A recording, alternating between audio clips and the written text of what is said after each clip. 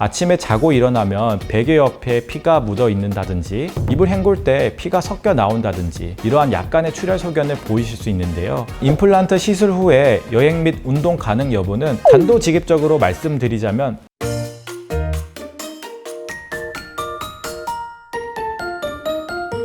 안녕하십니까. 치과다운 치과 김성룡 원장입니다. 많은 분들이 임플란트 시술하기 전 또는 시술 후 원내에서 많은 질문을 해주시는데요. 이번 영상은 시술 후에 궁금증을 풀어드리는 시간을 가져볼까 합니다. 만약 임플란트 시술 전 Q&A에 대해 궁금하신 분들은 오른쪽 상단에 영상 링크를 클릭하셔서 보시길 추천드립니다. 최근에 이런 기사 내용을 가지고 질문하신 환자가 있었습니다. 임플란트 재수술에 대한 내용인데요. 임플란트 재수술의 원인은 무엇일까요? 임플란트는 관리만 잘하면 반영구적으로 사용할 수 있는데요. 임플란트는 자연치아와 달리 신경 조직이 없기 때문에 통증을 느끼지 못해 부작용이나 염증이 생겨도 자각하지 못하고 방치되는 경우가 많습니다. 이로 인해 임플란트 주위염이 생기는 경우가 발생하게 되는데요. 초기에는 잇몸에 피가 나고 구취를 동반하고 고름이 차고 임플란트 주변에 뼈가 녹아내리면서 임플란트가 흔들거리고 심한 경우 기존 임플란트를 제거하고 재수술이 필요한 경우가 발생하는 것이지요. 따라서 임플란트 후에는 흡연과 음주를 가급적 삼가고 치아에 무리가 갈 수 있는 지나치게 딱딱하거나 질긴 음식을 줄이시는 것이 좋습니다. 무엇보다 구강위생 관리가 중요하며 양치 시 치간 칫솔, 치실 사용을 병행하는 것이 중요합니다.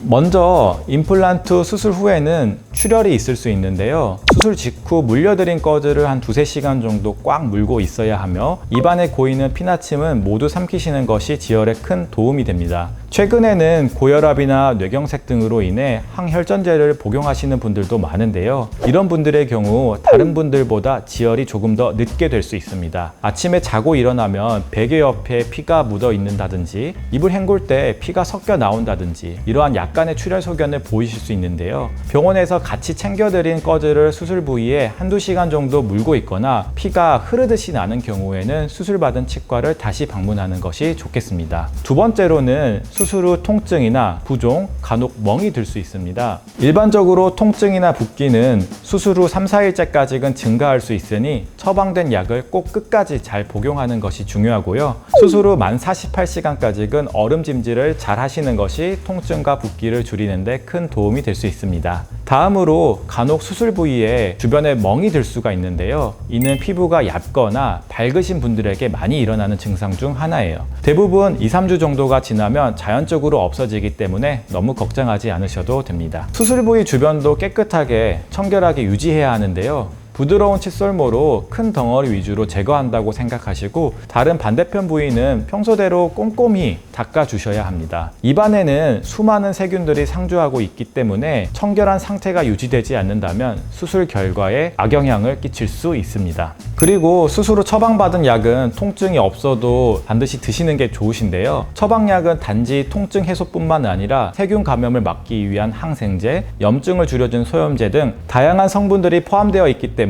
처방된 기간까지는 모두 복용하시는 것이 좋습니다. 그리고 애연가 분들이 참 많은데요. 안타깝게도 흡연은 수술 부위에 굉장히 안 좋은 영향을 끼칩니다. 특히 시술 후 담배를 피우면 니코틴이 말초혈관을 수축시켜 수술 부위의 혈액 공급을 저하시키는데요. 이는 수술 부위 주변으로 혈액 공급이 나빠지면서 뼈의 형성을 방해하거나 감염의 위험성을 높입니다. 확실한 원인이 판명되지 않고 임플란트가 실패한 사례를 모아보면 흡연자의 비율이 월등히 높았다는 연구 결과도 있으니 임플란트 계획 중이시라면 금연을 시도해 보시는 것은 어떨까요?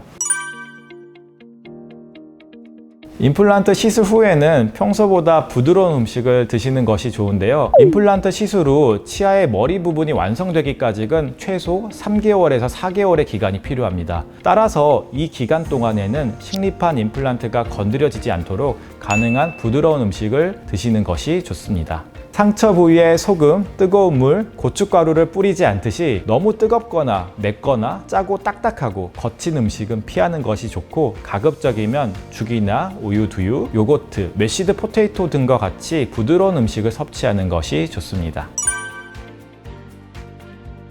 저의 대답은 O입니다. 다만 임플란트 시술 후에 여행 및 운동 가능 여부는 개인의 상황과 회복 속도에 따라 다를 수 있는데요. 단도직입적으로 말씀드리자면 실밥 뽑고 나서부터 가능하다고 할 수 있습니다. 하지만 실밥을 뽑은 이후라도 수술 부위가 완전히 회복된 상태는 아니기 때문에 수술 부위에 충격이 갈 수 있는 운동은 피하시는 것이 좋고요. 해외여행 시 장거리 비행의 경우 고도 변화와 기압 변화로 수술 부위에 출혈이 생길 수 있기 때문에 임플란트 수술 후 2-3주 정도 후에 가는 것이 좋겠습니다. 어디까지나 개인마다 상황이 다를 수 있기 때문에 꼭 주치의와의 상담 후 운동이나 해외여행을 가시는 것을 추천드리겠습니다.